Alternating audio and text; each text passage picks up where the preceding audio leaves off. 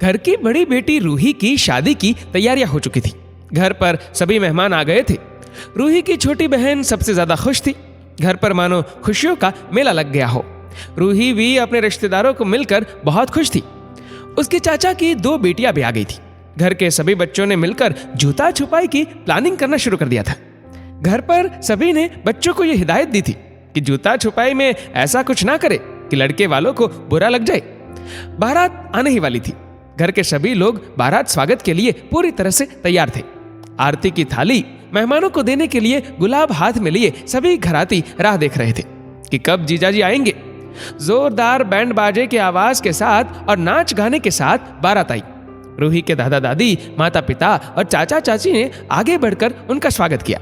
बच्चे जीजाजी को देखकर खुश थे।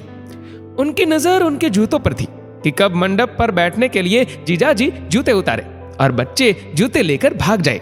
लड़की वालों के लिए दूल्हे के जूते चुराना इतना आसान भी नहीं होता, क्योंकि दूल्हे वालों की तरफ से भी लोग बड़ी प्लानिंग करके आते हैं। रूही के भाई बहनों ने मिलकर अपने जीजाजी का स्वागत किया और उन्हें बातों में उलझाने की कोशिश की ताकि उनके जूते लिए जा सके। दूल्हे के दोस्त और भाई भी उनके साथ थे। वे जानते थे कि लड़की वाले जरूर अब जूते छुपाने की कोशिश कर रहे हैं।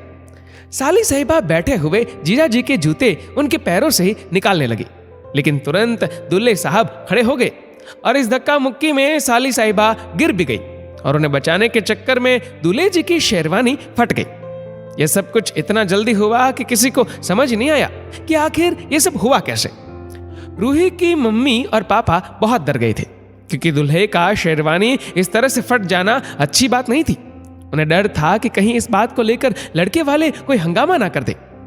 रूही की मम्मी ने सभी बच्चों को डांट लगाई। सभी बच्चे डर गए और चुपचाप खड़े हो गए। तभी दामाद बाबू ने कहा, अरे मम्मी, क्यों डांट रही हो इनको? ये तो इनका हक है, कोई बात नहीं, हो जाता है ऐसा। तभी रूही की छोटी बहन दौड़ करके सेफ्टी पिन लेकर आई और कहा, जीजू, आप शेरवानी अभी सेफ्टी पिन से ठीक कर लीजिए। मुझे नहीं मालूम था कि ऐसा कुछ हो जाएगा। अब हमें कोई जूते नहीं छुपाने और ना ही हमें शगुन चाहिए।